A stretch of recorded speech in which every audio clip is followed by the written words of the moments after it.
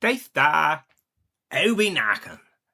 Welcome to podcast number 146. Been an interesting week, really, since I spoke to you last. Thursday, I had a reporter come to me from the press. Now, they got in contact a few weeks ago because they thought I might be an interesting character to interview.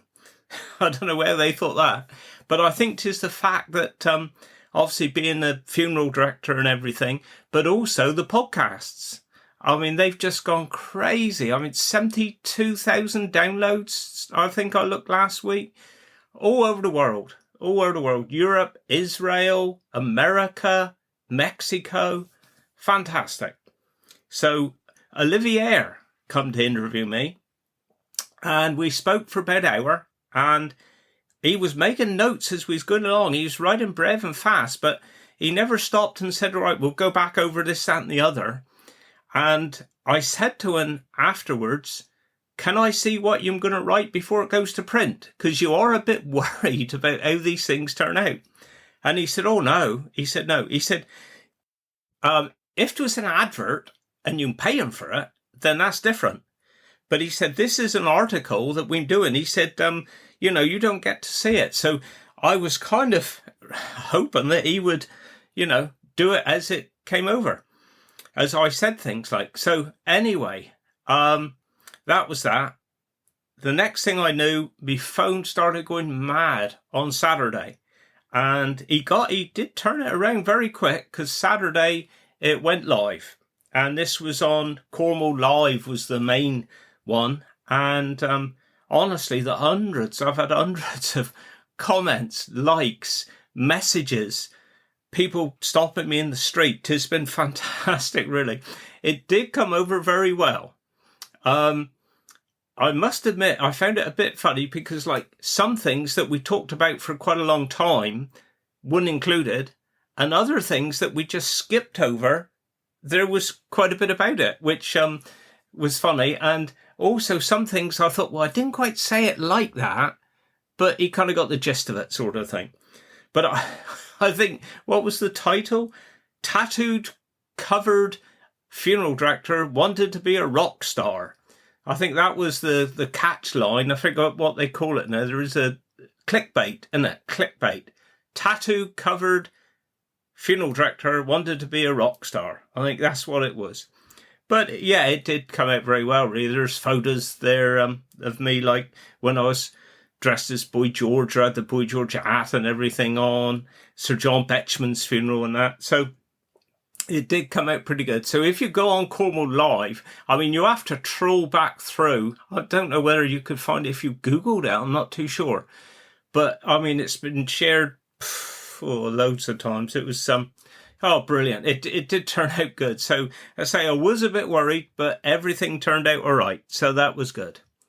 And then we actually went out Thursday evening on a school night, which was amazing, with our dear friends Phil and Maz and Ari and Denise. So we had a brilliant evening out there.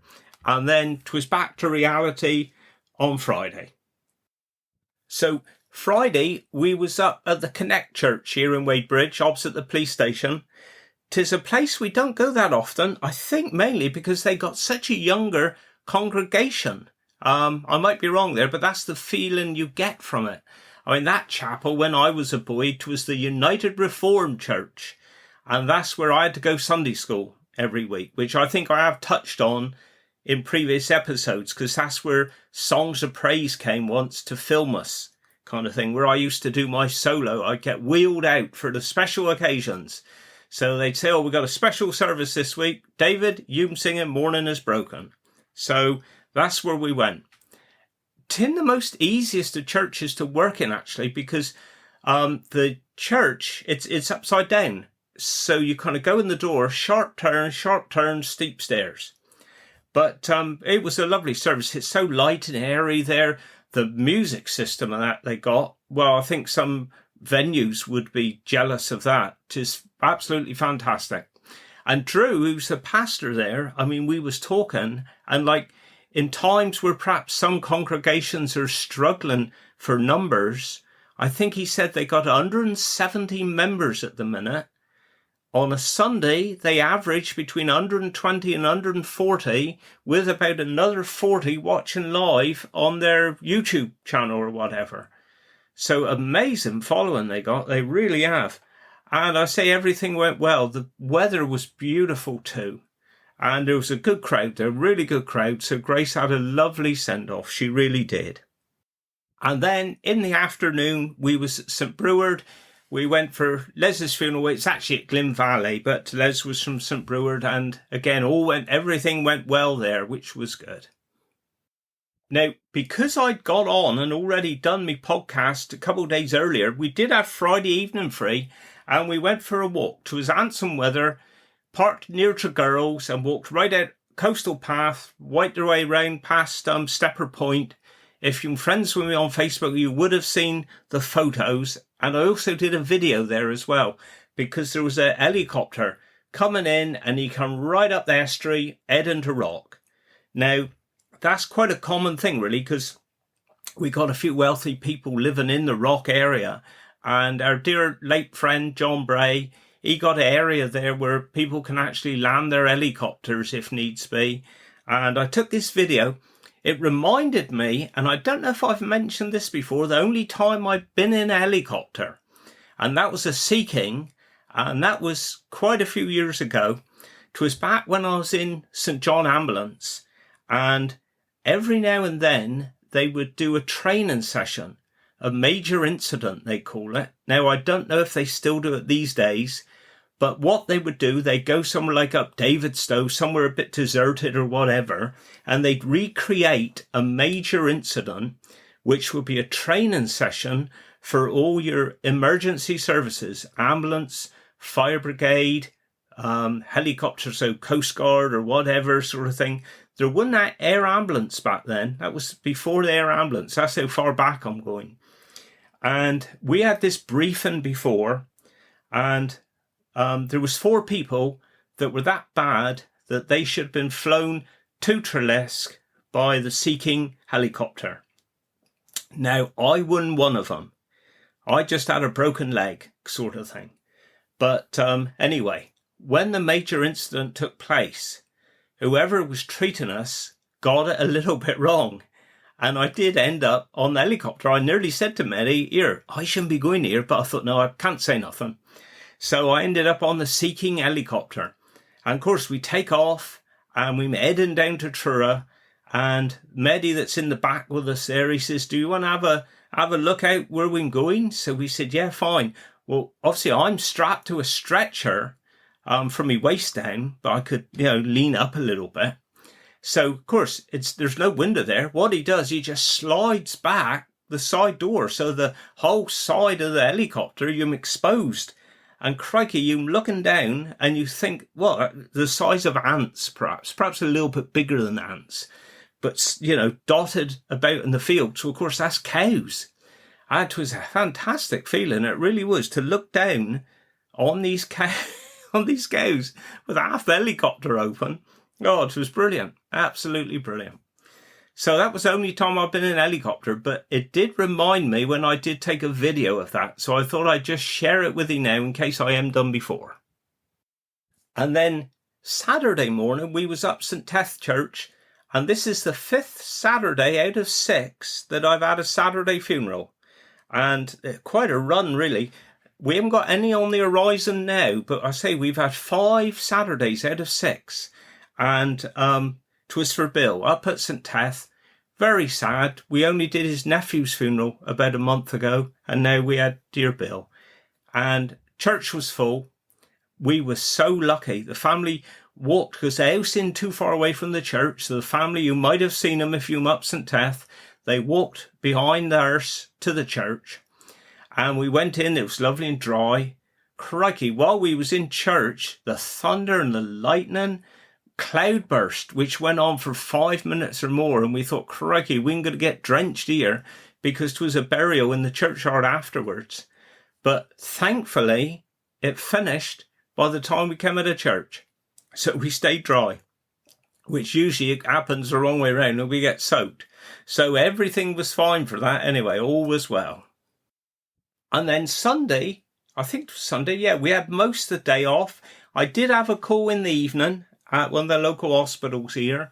But during the day, me and Beth, we went out on a cycle ride. We went all the way out round Lerron. I don't know if you've been to Lerron before, but 'tis fantastic. All the little stepping stones there across the river.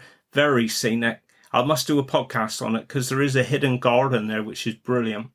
And then round to Lanreth, which was Beth's childhood home.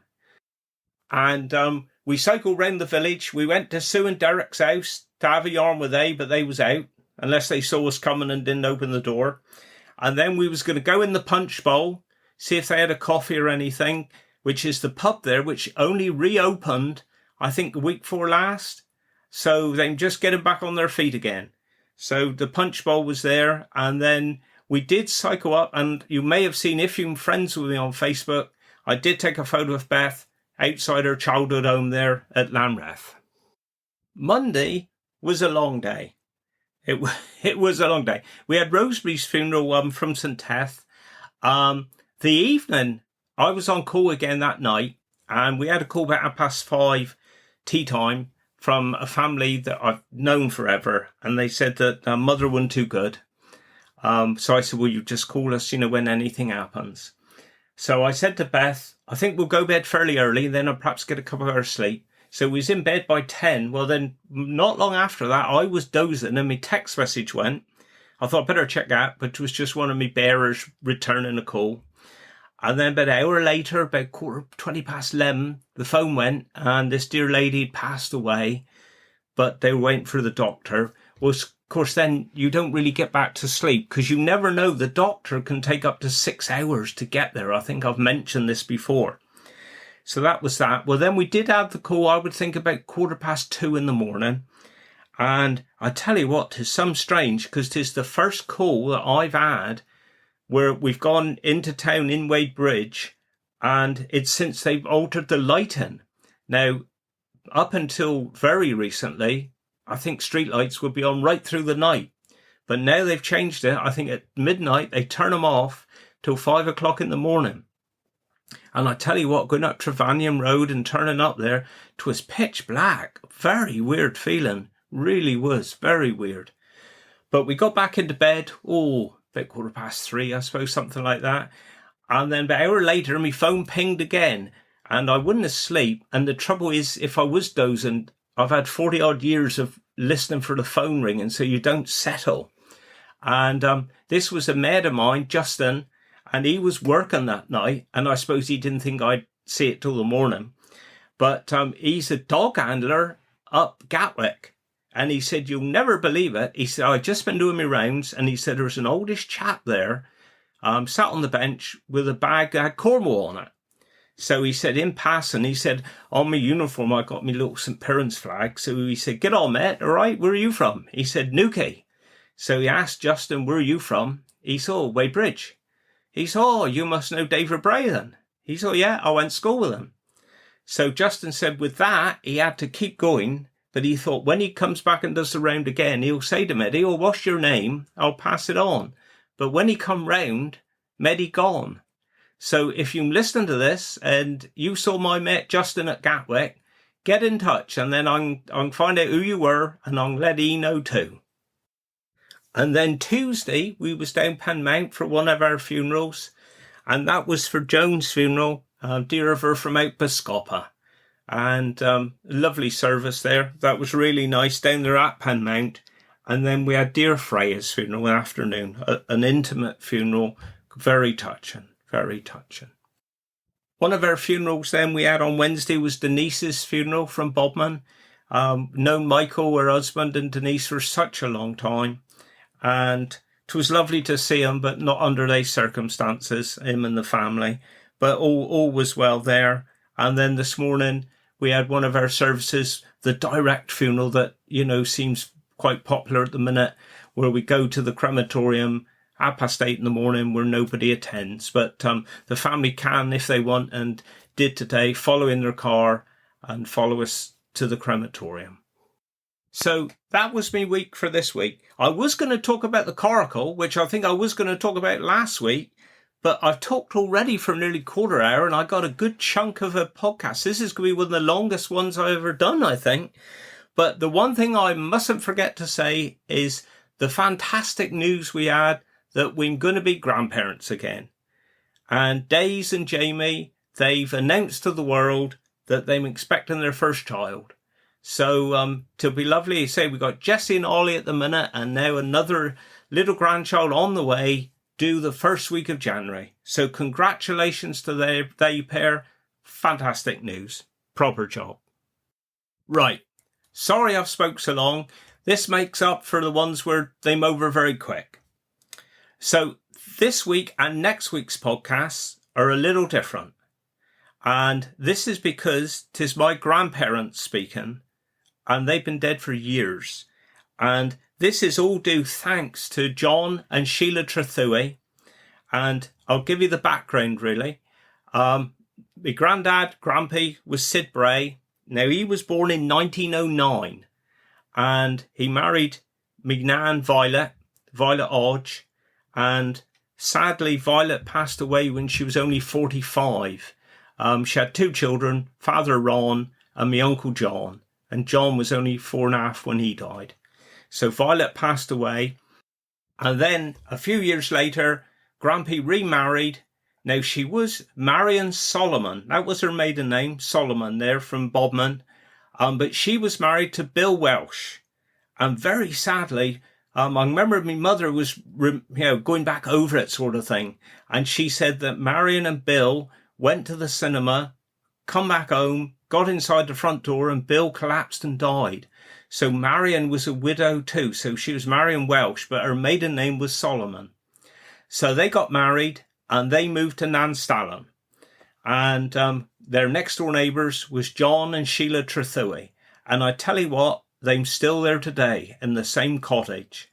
So John, he had the foresight, a fantastic idea. I mean, he's decades ahead of what I'm doing. One evening in February, it was 1987, I think.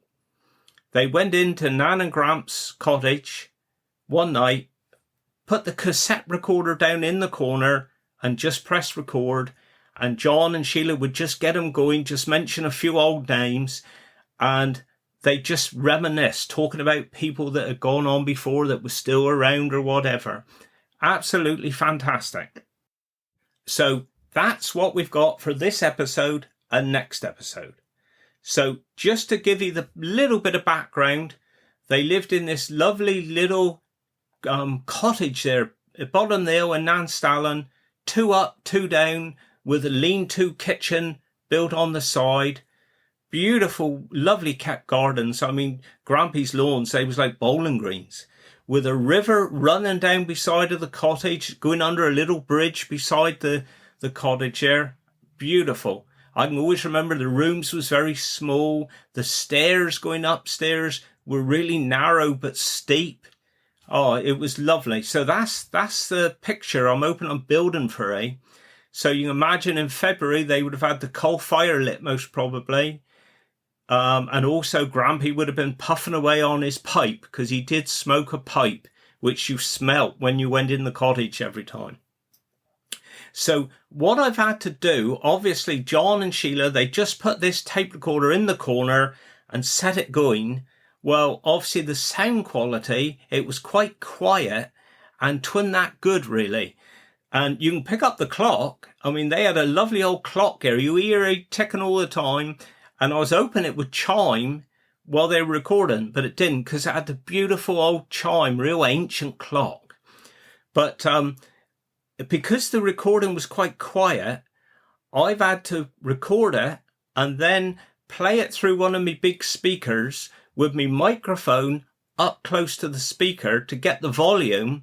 The downside is you got quite a loud hum underneath. But I'm hoping that you can put up with this hum, because to me, I love it because 'tis me grandparents and them talking about old times and everything. But I'm open for you, if you love listening to old Cornish people with the Cornish accent, perhaps mentioning local places like Demelza gets mentioned a lot, St Wen, Withiel sort of thing, because Grampy was born at Withiel. I'm hoping you'll love just listening to it. You might be local, you'll recognise some of the names. You know, Grampy mentions Mark and John Hawke and that. Well, mentions that he went to school with their mother. So I'm hoping you'll like it. So I've gone on long enough. I say I must apologise for the sound, but hopefully you'll enjoy it. So you'll hear mainly the voices of John, little bit of Sheila, Grampy, although next week is more Nan, but Nan as well. So they're just talking about nothing really, but I hope you'll enjoy it. So here it is, and I'll speak to you directly with me Cornish word and me Cornish dialect of the week. Yeah, go on. We went up there and we went in Andrew first. I'll say who it was first. And then we come out of Andrew and we went up in Andrew. We had some sort of wine, homemade wine there. Then we come up and went in Lower Bryn. Melville Bowden used to work there now, then. And going out towards the lawn, as we was going up, we saw something white rising up, like, you know, we turned down, run away. And got out there and I said, "Kelly, let's go back and see what there's." So we went back and as we was going up, we went up towards it again and started to rise up. So we said, "Come on, let's go along." So we kept going and this was a damn donkey. So went up there, knocked on the door, we started singing and knocked on the door. "Oh, you must come in." So we had to go in, had to sing carols still in there. So then you must have a double wine. Only 4 of them. Good. We come home one evening and we could understand. Yeah. Mince pies and wine. Yeah. Parson wine, that's much like whiskey as anything you can get. Is it? Potato wine is very potent too. And rhubarb. Isn't it? And rhubarb. And those rhubarb as well. And that rhubarb wine that comes. The parson wine is beautiful wine. It's very much like whiskey. Well, And that'll knock you over.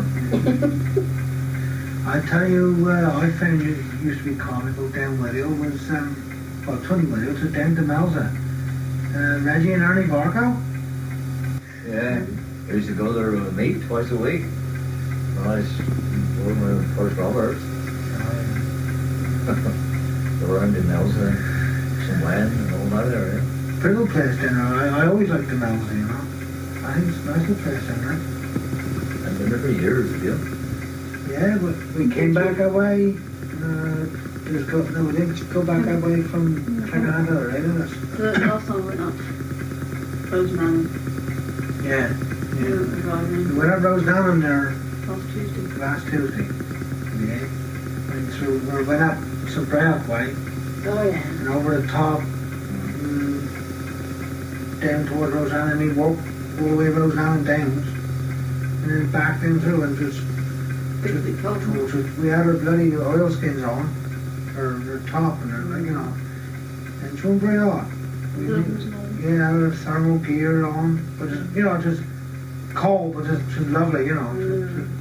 Handsome, really. The Blakes, the carpenters out carriers there.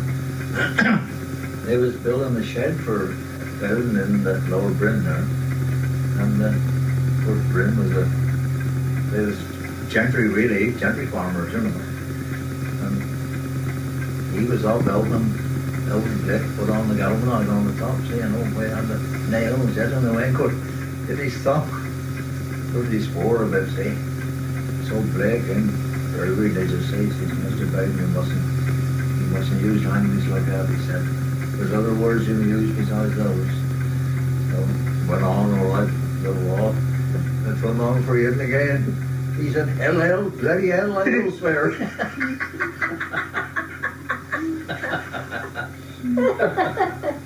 Oh. See, Jack Black, he worked for himself, you know. You know Jack to me? Oh no, not that way. Oh. Oh yeah, it's him, Yeah, it is, yeah. Yeah. Well, he used to have some others, didn't he? Yeah. They got a bungalow out Tremont now. They sold their farm and they got a bungalow. Oh. Yeah, he's the youngest boy. Yeah, that's right. Of course, there was another Varco too. You know where you walk past carriers up One called Ancient Sport Tournaments. Yeah. The road to Woodville, one goes to Rowe, now there's a tournament goes down to the mountain. On the right. Goes down there. Going on the right? You go down there, there's a landing on the right. Yeah, yeah. The Barcos used to live in there too. Yeah, what the hell is he called now? You go right out through from there out to Prince Park. Prince Park, yeah. I picked up one of the opera boys with the ambulance one night. You know Stevens is used to go up for Victoria? There's Joey and then there's two brothers. Joey was working on the roads. No, No, it doesn't. Yeah. He was clarinet, he was for years. Was it? Yeah. And we called it on ambulance one night. Away we go, Elbound. Got up and went over the bridge on Victoria there. And there they was. One was in the edge sitting there, blood pouring over his face. And the other one was crawling on the road. By Stevens. It was just my hours with us. I said, my gosh, I got a good couple of years on it for certain. I must have put someone down on the pillar on the stretcher so he can't get food, buddy. And this was by Alpha. He was on leave from the army. And got around the corner, there's a slight bend there, and they're just past houses. Yeah. He'd go around there, and boy Stevens was walking off and looked right into the back of him. Well. Picked way up. Just putting the last one in, and Dr. Jackson come down. He used to be up Victoria, or up Roadster, didn't he? That's the one we was trying to think about when Norman and Oliver, when we was in there. Couldn't think of that doctor's name that night. Dr. Jackson, he come down, he looked, he said, well, everything seemed to be under control, so we'll leave it till he never bothered to look at. No. Terrible, no? And I had to just sit on one. The one that was crawling on the road. I had to just sit on it to keep him on the stretcher. Other one, the other side, I'd stop the bleeding, you know. He was alright, lying quiet, and other one, go ahead and keep him down, you know. Couldn't keep him quiet. Oh, It was funny, we couldn't think of that man's name, somebody in there, no way. We was laughing, telling about doctors and one thing and another. And telling like Sid and they used to have to walk from Retire up Roach when he had the mumps once. As he walked there, up there to see the doctor. Russell Albert. That was his name. Yeah. He married one of the Jagos. They got the fish and chip shop up there. Yeah. He's a chippy by trade. Good place, isn't it? Fish and chips, right? Yes, it's quite good. He's they was up there doing it all up, and he was even doing that in carbon from one when they were doing that other room up that time. So that's what it was anyway, but it's just carpentry work through Russell. You know, got Alden's Farms and that, boy, do you know? And where's the sound about it? I know Mark, he's living down. He's pretty new, isn't it? Well, his daughter married people that got the... Trelawney. Yeah, Trelawney, didn't she? What's his name? Dannon, Yeah. Frank Dannon. They've got my bungalow they built there. Well, Mark did. No, the maid. Oh, man. Oh, yeah. Mark That Alden's big maid. bung... Married Frank Dannon's boy. They Yeah. did that lovely bungalow Yeah, there. that's some I bungalow. don't know. He must have finished with Black A, mustn't he? Oh, yeah. Well, they sold them all, didn't they? Sold both farms. They sold them all. Well, I thought they had, yeah. And they had the farm sale and everything. I know they had a farm sale up to Liver. You know, I think it's John Owen used to live there. John and Henry used to live up to Liver. Yeah, up there, didn't they? Yeah. Up to Liver. yeah, And the mother was there living as well. yeah, Ellie, one of the school there. yeah. Ellie Williams, she used to live at Carriers. That used to be her home. But did somebody tell me that Henry's gone up Carriers to live? I don't know. Henry or John or some one of them's gone up there. No, I thought the two farms was just one more or less, so wasn't it? Black Eye and Treadwell was all in one, wasn't it? Because they used to work as a family They used to concern, run wasn't it? together. Yeah. Well, of course, far from Black Eye out the bottom. There's nothing really, was it? Over. Just go poaching and Mark. It's going well with he. Jack's boy. He married Ralph Santa Claus daughter, didn't he? Jack who? Jack Owen's boy. Oh yeah, of course. What's she called? She's called Hawke, isn't she? We was caught him up Devil Bowl, didn't we? Yeah. Oh yeah, of course. Of course. They lived in a bungalow across the road delivered, didn't they? From the, Oh, I don't know. That was Ralph's maid, wasn't it? yeah. Maid and post officer. She's a granddaughter of the, Oh, one of those. Was that Mrs. Morton, huh? Yeah. That's right, yeah. She was called Morton. Yeah. She married the boy Medical. Medical. Well, what I was saying, her brother, is their brother living now? He was in probate office, wasn't he? He worked in probate, but when he went away, and he went on a accountancy after that, I think. Oh. When When we lived in Market Street, he was over probate officer. I said, your grandmother used to walk my past every day when I was in school. Like Fred Treadwell, wasn't it? Then the Talkin that night. With our friends down in Morgan. He's dead now. He's dead in about 10 years, I think. And he was down there one night and there was a chap up to the counter. Oh, he was so happy. What's going on? Oh, he was a bragger. Fred said, I can't go in, I can't stand this no more. He said, I gotta go out and put that car in his place.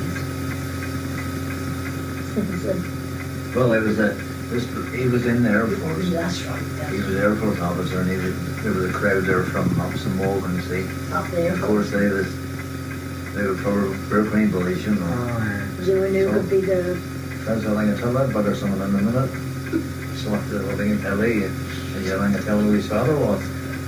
Oh, I didn't get anything broken. I said, no, hell's on me. What a bloody tale he's telling. You would think he's Prince of Wales or somebody. Yeah, no, I don't know what to me. I can't listen to that. He took his point and made his way over across, you know. He spoke to us all. This chap said, oh, Fred, all right? He said, yeah. He said, I've already talking. He said, you can tell him the damn point hill. He said, I knew your father when he was going in Newquay with scissor grinding. Yes. Shot him down in the... Oh, never seen a man look so It foolish. was probably cruel, wasn't it? It was unnecessary, really. It wasn't necessary to do it. Not really, not in front of all his friends. If he wanted to carry on like that, it was all well and good, but Fred couldn't stick on. But you're talking about Fred. Oh, he was. When he knew he got a bag of cement, they were going to London for the holidays. Have you told him? Yeah, He took out that. London. Yeah, he took it. He was too lazy to take it. He drove London. Underweight of cement in the back. They was up there for a fortnight driving around going one place asking all around the place with a heap of cement rather than he would take it out the boot. Was it costing bloody fortune in petrol? Too lazy to take it out before he left. Eh? Oh, he was a... Oh, yes. It's funny. He said, when he was coming up to 65, I ain't going to do anything else. I ain't going to do anything more. I ain't going to work anymore. So I said, good God, Fred, you can't stop work just because you're finished at 65. I am. I ain't going to do anything anymore. And he never did. Never done a He stroke. never done a thing anymore. And they had that great house down there which wanted lots of things, you know, the man could do. He never did another thing. Never did another stroke. Wayne dug out the skillet and then built a flight of steps up to the orchard and all. Yeah, she used to know. She'd build up the edges, she'd do Can't it. understand anybody like that, you know, No. really? Well, I tell you the trouble was, John, it was all easy come, easy go with Fred. They used to drive the dust cart. Well, she had a big hotel in Newquay. They had a In big hotel. Springfield Road there, they had Springfield that. Road. It was called St. Moles, as a matter of fact. And it was hers. Because Fred was always a dustman. Or, yeah, he worked on a farm and they married. Then he went on the mill ground. And then he went worked for the council. And she used to run the hotel. Well, she went from an ordinary house to a bigger house across the road, and then the house next door, and they had a big place. They had, was it 24 bedrooms in St. Moles, wasn't there? 24 Big bedrooms. place, huh? Yeah, about 4 stories high, lovely place. And, Well, it built on the back. And, oh, we built all sorts of things there. And he was down work one day and somebody said to him, you must be bloody daft, Fred, work on your missus and all the money and what she got. He put in his notice. Never worked no He more. never worked anymore. But he was on naughty as hell. Oh, he was I terrible. know, we was on there, and well, after I retired, I used to go in every Thursday, didn't I, and take him. We done it for 12 years. Because he had a heart attack, like saying he wasn't allowed to drive. Used to go in every Thursday, Every maybe Thursday. some She colours. wants to set the bungalow built in the ground. Yeah. Well, this is a bungalow come out, kind of. And then we used to go down every Thursday, taking in, if he ever wanted to go doctors, and then we'd go in Newcombe. Well, I rung up one day, and he come down and said, "Try in to see his doctor, something out of his leg." So I went down, and first train come down all dressed up, see, so Gwen said, "Have you washed yourself?" She said, "Well, I washed your leg, you gotta see." Oh, bloody hell. Only washed one leg. Oh, he was a And her feet torture. on would be black as coal. Oh, God. Oh, God. Yes, he said, I've washed the one he got. It was terrible. But good as gold. Yeah. Yeah, oh, it's straight as God. Yeah, we Oh, he always say- was awful. Yeah. Really. Right, if he was that way, like, but if he's a nice bloke, Well, what can he? One day we were down there and Gwen said, I got the chance to buy that bit of ground up top of the garden. I said, what do you think of it? So she said, well, I think that's a good idea, Well, Gwen. their back entrance to the garage used to come in through on the top. They got a little road away right in, across see? the top. And there's a lovely lot of ground there, you know. So she and I got a chance to buy that. What do you think of it? I said, oh, that's $8,000. She said, be able to turn your cars and all that. Widen the road, let fence them off, and then you'd rather sell it for building or keep it. So, of course, everyone very pleased with this. He didn't want it because he had it. Yeah, Well, it worked. fencing us. Do something. Hey, you said, didn't you? Think we'd be going there. So I said, well, I got on the later. I said, well, we can go in now, Fred. He's done a bloody good job too. You've done enough damage today, he said. Yeah. Oh yeah, he didn't. Yeah. But anyway, it was awful funny. Because we hadn't been home, by an hour, I suppose. And Fred rang up. He realised what he'd done, or what he'd said. We didn't take any notice. I mean, we knew exactly what he was doing. And he rang up. I didn't take notice of what he said, you know, because Sit there. So she yours said, must have been. well, he said, will he tell? No. I better speak to him myself. He always said, don't matter, Gwen, if I die, Sid will see me off. Hey, Sid will come and see me. And it was most peculiar. Yes, it'll see me over. Yeah, Sid will see me over. And the very moment she rang up, we were just going out. We weren't going down there. Just going out. She just called us. Oh, she said, now Fred had died. I got frightened to death. I said, what? Yes, he was cleaning up the grate and he died. So anyway, of course, we then, instead of where we were going, went straight down there. And it's the only time we ever had a breakdown. And we broke down out some wind. We went in through. We went in through to go down through the back way. Break there. Well, we didn't break down exactly. We No. had petrol soldiers or big teagles, you know. By Teagle's Farm there.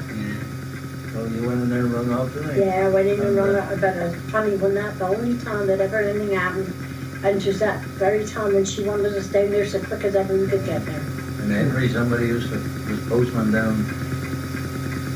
Used to live up from Rutherford there. Yeah, Henry wasn't. oh, don't start that again, Sam. He went road. He went Yeah, road he to live got out. a brother in the village somewhere, man. Yeah.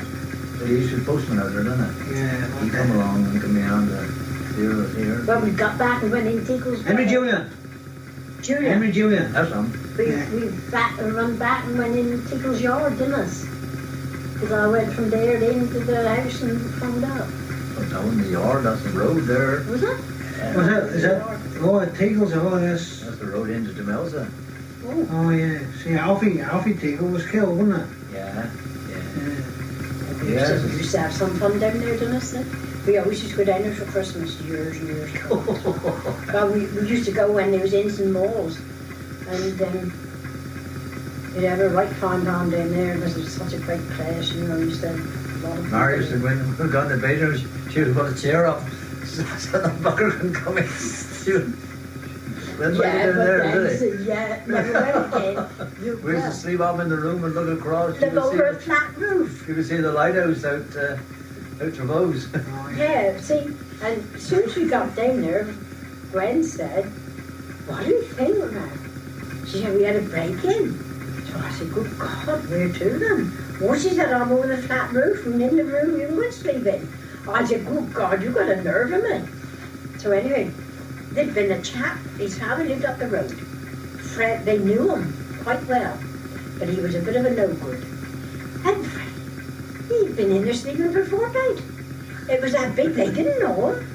Come up and went to bed in there, didn't they? For a fortnight. I mean, 22 rooms. John, you didn't go in every one every day, did I? And he used to come up over the flat roof and in there every night. And be out before they come up in the morning. Anyway, she was on about, she said, Fred, I'm sure there's somebody about the house. Yeah, there's somebody upstairs. Upstairs. They don't carry on, because they were sleeping They were downstairs. asleep downstairs, so Yeah, because they the let all their rooms, and they had their own little sitting room and bedroom cum sitting room downstairs, you know, by the side of her office. And then, he said, you're the best, but go and look. He said, you lying in bed, snuggled down, you're the best of them. Anyway, she said, no, I ain't going. She said, you got to go, Fred. Well, he went out through, he said, I got to go to the bathroom first. And as he was coming through, he thought, that's funny. You can tell, can't you, if there's something going on? And he looked in and this boy was in there. He said, oh, don't hit me, Mr. Burkhardt, don't hit me. He said, oh, well, he said, talk I about... didn't know your father so well, he said. I'll give you I'll a put bloody you, when they get on. I'm going to put you down, police station. So anyway, this night I said, hell with this. I put a chair up under the knob. We never went down the stay anymore. I said, no fear, I didn't blame you anymore. Old chap was coming along the passage and... That's right, went out. Oh, he said, Fred, he said, I want to go to the toilet. He said, I'll make you go to bloody... Well, there we go. I hope you managed to put up with the background noise, and I hope you enjoyed it. I say, I absolutely loved it. It was weird, really, because, I can remember Nan's voice vividly. Absolutely. As soon as she started talking, when I heard that recording, I thought, God, there she is. But Grampy's voice, I suppose because he died those few years earlier, I'd forgot what he sounded like. So it was very touching. And again, I must thank John and Sheila so much for lending me this recording. It is absolutely brilliant. I think for me, Cornish word of the week, translation of the week, I'm going to go for the word for wine, because early on they was talking about the different types of wine they had when Grampy was going out door to door carol singing and everything. So the Cornish word for wine is gween. Gween. And for the dialect, I thought I'd use this word. I mean, Grampy said it there. He was talking about describing when you go up to somewhere and you turn right. These days, we'd say crossroads. He'd say, if you go to crossroads or turn right. But I don't know if you remember him saying, if you could hear it, you might not have been able to hear it. But he would say, we went up to 4 turnings. So Twin Crossroads was 4 turnings. So that'll be me dialect of the week. Now, the other thing I must say before I forget, I forgot to say it earlier, you might have heard last week we were talking about when we was up St. Genny's, and Morvenna, she dropped her shoe in on her nan's coffin in the grave. And I just touched on it briefly. Well, dear Morvenna, she listened to the podcast. If you go on our RJ Bray Facebook page, I think it is, where I shared a podcast on a Saturday morning, dear of her, she put a photo there that she did take afterwards of her nan's coffin, and on top is her shoe. So there we are. Right. Well, I'm leaving you now for this week, and I'll speak to you again next week. So, wish you well, do Guinness, Carno Bisfican.